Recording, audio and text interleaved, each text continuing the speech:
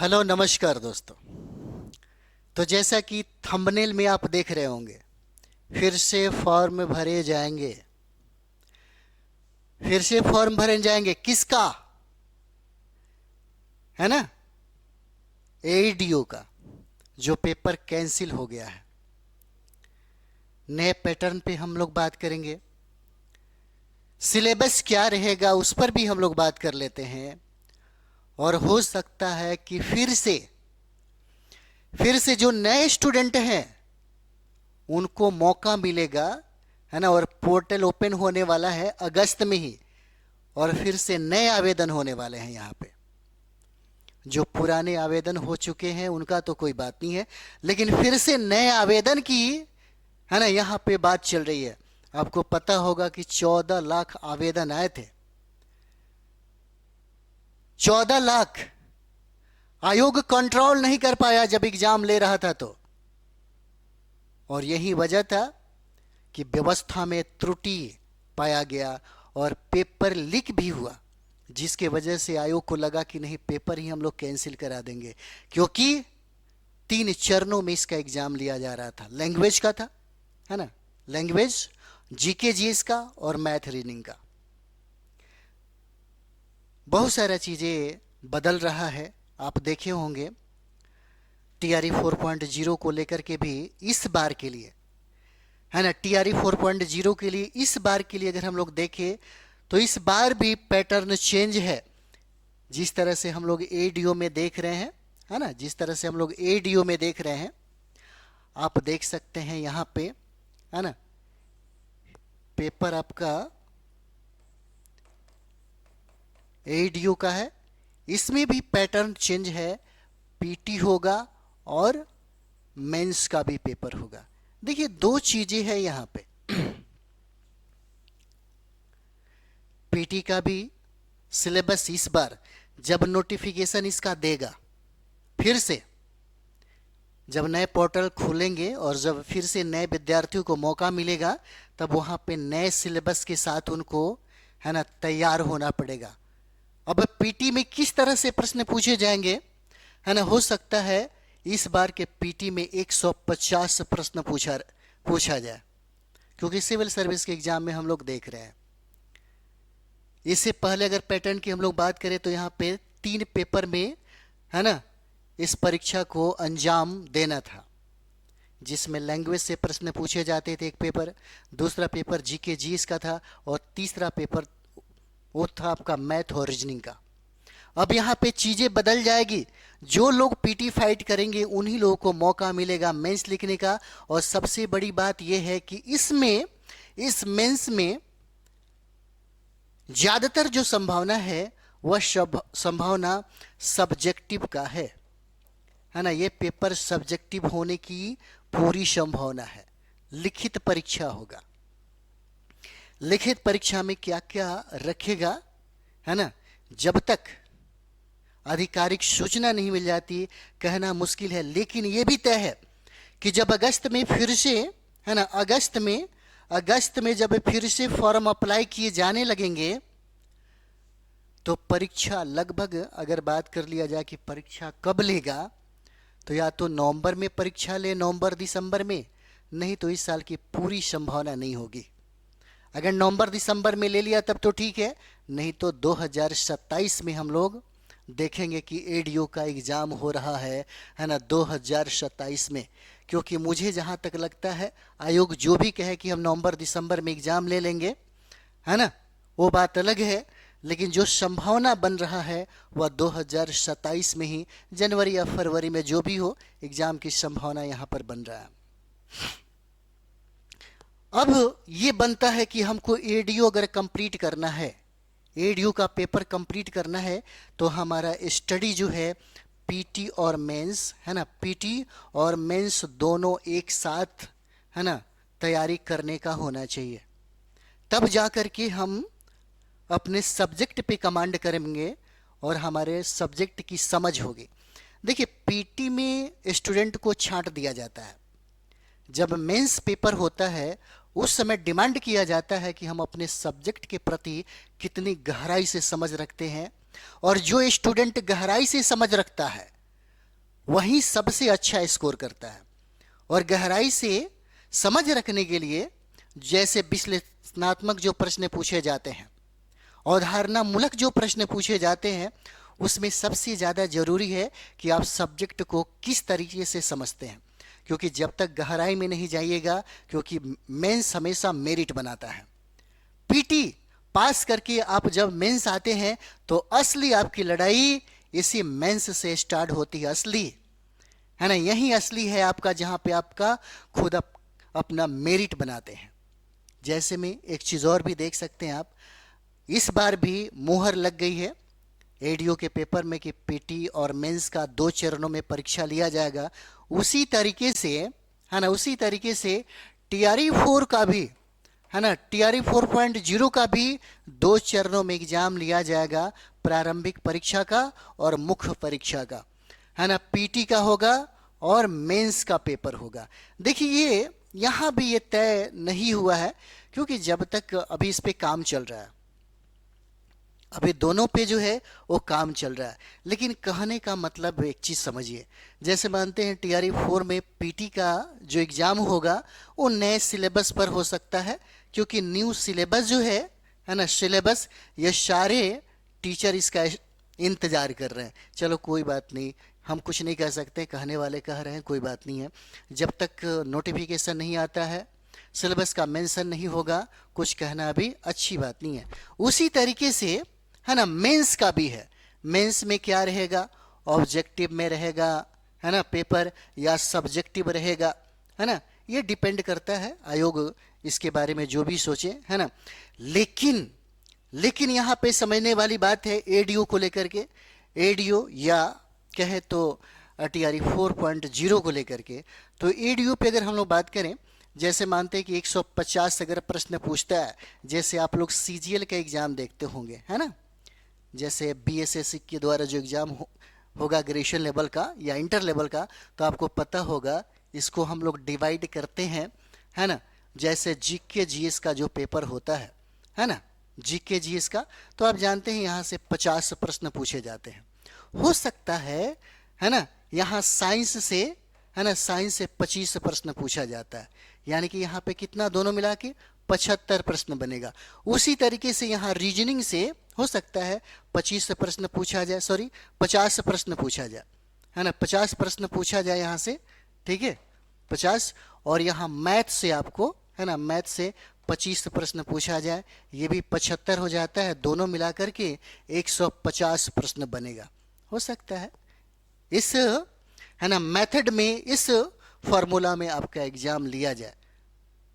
अगर exam mains का होगा तब आपको किताबें भी चेंज करना पड़ेगा और अपना तरीका भी बदलना पड़ेगा, क्योंकि यहाँ पे अधिकारी बना रहा है, तो यहाँ पे बात बन सकता है कि मेंस का पेपर जो है वह लिखित रूप में ले, संभावना ज़्यादा बन रहा है। लेकिन टीआरई 4 में संभावना ऐसी नहीं है, क्योंकि टीआरई 4 में अगर पीटी जिस तरह से हम लोग दरोगा का एग्ज़ाम देखते हैं या इसी का एसएससी का एग्ज़ाम जो हम लोग देखते हैं, तो ऑब्जेक्टिव फॉर्म में एग्ज़ाम लेता है और मेंस भी आपका ऑब्जेक्टिव ही रहता है। हो सकता है उस तरीके से आपको एग्ज़ाम देना पड़े। अब यहाँ पे चीज़ों को थोड़ा सा समझेंगे, है ना। जैसे हमने कहा था कि भाई इस बार फिर से है ना आयोग क्या करेगा, फॉर्म भरवाएगा नए स्टूडेंट को ले दे करके। 14 लाख तो पहले से हैं ही, है ना, 1.5-2 लाख और बढ़ जाएंगे, 15-16 लाख स्टूडेंट होंगे इस बार, ठीक है। तो इस बार पैटर्न एकदम चेंज हो गया पीटी का, यानी कि यह परीक्षा जो है 2 चरणों में लिया जाएगा पीटी का, और पीटी में जो फाइट करेंगे उन्हीं को अवसर मौका मिलता है मेंस में जाने का। और जिनका मेंस तगड़ा होगा, है ना, और ये मेंस तगड़ा तब होता है जब आप पीटी प्रारंभ करते हैं और पीटी से ही इसकी तैयारी प्रारंभ कर देते हैं, तभी होता है। और जो लोग इस मेंस में अपना मेरिट बनाएगा वही एडीओ पदाधिकारी बनेगा, अधिकारी बनेगा, है ना। और रहा सवाल एग्जाम का, तो एग्जाम अगर आयोग कहता है कि ठीक है भाई हम अगस्त में फिर से पोर्टल को प्रारंभ करेंगे, फिर से कुछ जो नए विद्यार्थी उनको मौका दे दिया जाएगा, है ना, कि भाई एडीओ का फॉर्म अप्लाई कर लीजिए, नवंबर में या दिसंबर में एग्जाम ले लिया जाएगा। नवंबर दिसंबर में अगर एग्जाम नहीं लेता है ना, तो 2027 में इसका जो है ना पेपर जरूर ले लेगा। अब देखिए कहा जाता है कि अगर आपको टीआरई 4 पकड़ना है या एडीयू पकड़ना है तो याद रखिएगा, एक किताबें जो आपको पढ़ लेना चाहिए, है ना, एक किताबें जो आपको पढ़ लेना चाहिए वो है एनसीईआरटी की किताबें। आपको बता दे, एईडीओ का पेपर हो या यहाँ तक अगर हम लोग बात कर दे टीआरई 4 की पेपर हो, है ना, टीआरई 4 की पेपर हो, या हम लोग बात करें सिविल सर्विस यानी कि 73 अगर बीपीएससी की अगर हम लोग बात करते हैं पीटी का, तो उसकी बात हो, ये किताब जो है, ये बुक जो है, ओरिजिनल किताबें पढ़िएगा, ज़्यादा फायदा होगा। और सबसे बड़ी बात है कि बहुत ऐसे लोग हैं जिनको नहीं पता चलता है कि हमको पढ़ना क्या है ना। हमने एक वीडियो बनाया था, अगर आप उस कॉन्सेप्ट पर आप पढ़ाई करते हैं तो वाकई में आपको दोबारा कंपटीशन में देने की ज़रूरत नहीं पड़ेगा, एक बार में मेहनत करना पड़ेगा, सिर्फ एक बार 8 से 10 घंटा कड़ी मेहनत करना पड़ेगा, हार्डवर्क करना पड़ेगा, और 8 से 10 घंटे के मात्र 4-5 महीने में, 3-4 महीने में आप कितनी अच्छी तैयारी हो जाएगी, इतना अच्छा लेवल हो जाएगा, है ना, कि यही एनसीईआरटी को बार बार आप भी बोलिएगा। क्योंकि जिससे भी मिलिए, चाहे वो फाइटर हो, चाहे, है ना, गाइड करने वाले हो, टीचर हो, संस्था हो, हर लोग एक ही बात कहता है कि आपको एक बार एनसीईआरटी का अध्ययन कर लेना चाहिए। यहाँ तक कि जब एग्ज़ाम हो रहा था, हमको याद है, हम लोग इंटरव्यू दे रहे थे बीपीएससी में, उस समय अतुल प्रसाद जी बीपीएससी आयोग के अध्यक्ष थे, उन्हीं के पीरियड में प्रथम चरण का, पहला चरण का एग्ज़ाम लिया गया था। तब उन्होंने हिंट्स दिया था कि अगर बिहार के स्टूडेंट चाहते हैं कि हम टीचर बने, है ना, तो किसी के नोट्स पे और किसी पे भरोसा करने से बेहतर है आप इन किताबों पे भरोसा कर सकते हैं। बिहार सरकार की एससीईआरटी की जो बुक है, इस पर भरोसा कर सकते हैं। अगर दोनों किताबों पर आप भरोसा करें तो निश्चित तौर पे आप बिहार शिक्षक भर्ती में टीचर बन जाएंगे। और लोग, है ना, जो भी स्टूडेंट, जो सीरियस स्टूडेंट था, सीरियस स्टूडेंट ने इन दोनों किताबों को अपना संदर्भ बनाया और बेहतर परफॉर्मेंस भी रहा।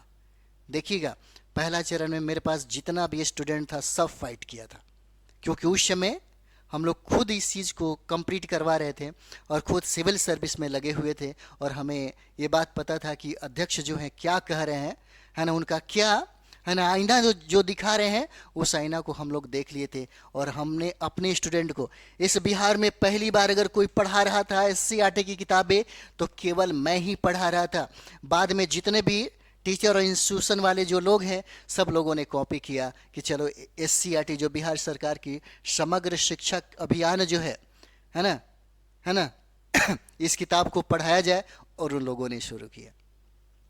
सबसे पहले आप मेरे चैनल पे जब जाएंगे तो पता चलेगा, है ना, पीटीएफजीएस एकेडमी पे, तो सबसे पहले हमें एससीईआरटी को पढ़ाए थे, है ना, 6ठा 7वां 8वां 9वां 10वां, और सारे के सारे जो प्रश्न है वहीं से है। क्योंकि देखिएगा, अधिकतर प्रश्न आपको बिहार के संदर्भ में था, है ना, अधिकतर प्रश्न बिहार के संदर्भ में था। तो बिहार के संदर्भ वाला जो प्रश्न है एनसीईआरटी से तो बिल्कुल नहीं बनता है। ये बनता कहाँ से है? तो बिहार सरकार की जो किताबें है एससीईआरटी, यहाँ से बनता है। इसीलिए सबसे ज़्यादा स्टूडेंट को हमने यहीं पे हार्ड वर्क करवाया था, है ना। तो अभी भी आपको बता रहे हैं, जब तक 15-20 रोज के अंदर में, 10-15 रोज, मुझे लगता है 25 जुलाई के बाद कभी भी नोटिफिकेशन अगर दे देता है ना, तो उसमें सारा चीज़ें क्लियर रहेगा। उसके पहले अगर आपको लगता है कि उधेड़ बुन में है कि हम करें तो क्या करें, तो एक ही रास्ता आपके पास है, या तो यहाँ पे एनसीईआरटी का पूरा अध्ययन कर लीजिए, 6ठा क्लास से लेकर के, है ना, 10th क्लास तक आप सिर्फ स्टडी करिए, इतना ही। सारे सब्जेक्ट में अगर हम लोग बात करें तो सब्जेक्ट भी देख लीजिए। सब्जेक्ट में आपको हिस्ट्री पढ़ना है ना, ज्योग्राफी पढ़ना है, पॉलिटी पढ़ना है ना, साइंस पढ़ना है, ठीक है, बिहार स्पेशल पढ़ना है ना, ईवीएस पढ़ना है। इस तरह से अपनी तैयारी जो है इसको कंप्लीट करिए। और ये भी बात यहाँ पे आपको बता दें कि मैथ और रीजनिंग, है ना, मैथ और रीजनिंग के बिना काम नहीं चलने वाला। मैथ और रीजनिंग के बिना आपका काम नहीं चलने वाला। तो एक ऐसे जगह पे, है ना, कैसे प्लेटफॉर्म पे मैथ और रीजनिंग पढ़ना चाहिए ताकि हम सीख सके। हम बार बार बोलते हैं हमारा बिहार हमेशा से मैथ का विरासत रहा है। बिहार के स्टूडेंट को कभी भी दूसरे राज्यों में जा करके मैथ पढ़ने की जरूरत नहीं पड़ी। बिहार से बड़े बड़े मैथमेटिशियन निकले। लेकिन अभी क्या संदर्भ की अगर हम लोग बात करें तो अभी के संदर्भ में अगर देखा जाए तो नंबर 1 कोई बिहार का टीचर भी नहीं है ना, जो कहे कि पूरे भारत में नंबर 1 है ना यूट्यूब पे पढ़ाने वाला मैथ का टीचर हो। बल्कि हमारा बिहार हमेशा विरासत में इस चीज को है ना समाहित रखा है, क्योंकि अधिकतर जो विद्यार्थी होते हैं वो मैथ और रीजनिंग पे ज़्यादा फोकस करते हैं। मेरे कई ऐसे मित्र हैं जो अगर 50 मैथ अगर दे दीजिए है ना, प्रश्न अगर पूछता है तो 50 में 50 बनाने वाले स्टूडेंट हैं यहाँ पे। रीजनिंग उसी तरह 50 में 50 बनाने वाले है ना। हमारे यहाँ जो टीचर पढ़ाते हैं मैथ और रीजनिंग, मिथिलेश करण सर, पूरे अगर हम लोग बात करें पूरे भारत की तो हम ये नहीं कह सकते, लेकिन इतना जरूर कह सकते हैं कि आपको सेटिस्फाइड करते हैं, आपको समझा देते हैं और आपको सिखा देते हैं कि मैथ और रीजनिंग बनाते कैसे हैं। कोई भी सवाल हो, कोई भी सवाल में स्पीड कैसे लाते हैं है ना, क्या टेक्निक होना चाहिए, क्या बेसिक होना चाहिए, वो सबसे बेहतरीन तरीके से समझाते हैं है ना। एक बार जरूर देख लीजिएगा। तो इस तरह से हमको मैथ और रीजनिंग भी कंप्लीट करना होगा। अगर एग्जाम हो जाता, जैसे में TRE 4 की पूरी संभावना है कि नवंबर में एग्जाम हो जाएगा। TRE 4 की है, अभी इसमें बहुत सारे नौटंकी होना बाकी है ना। जैसे ही नोटिफिकेशन आएगा तब देखिए क्या से क्या बवाल होगा है ना। अभी तो टेलर भी नहीं है, अभी बहुत सारी बातें जो है अभी निकल के आएगी है ना। लेकिन एक बात ये है कि TRE 4 का भी एग्जाम लेगा और ADU का भी एग्जाम लेगा, और इसी 6 महीने के अंदर में वो सारा एग्जाम की प्रक्रिया कंप्लीट कराई जाएगी।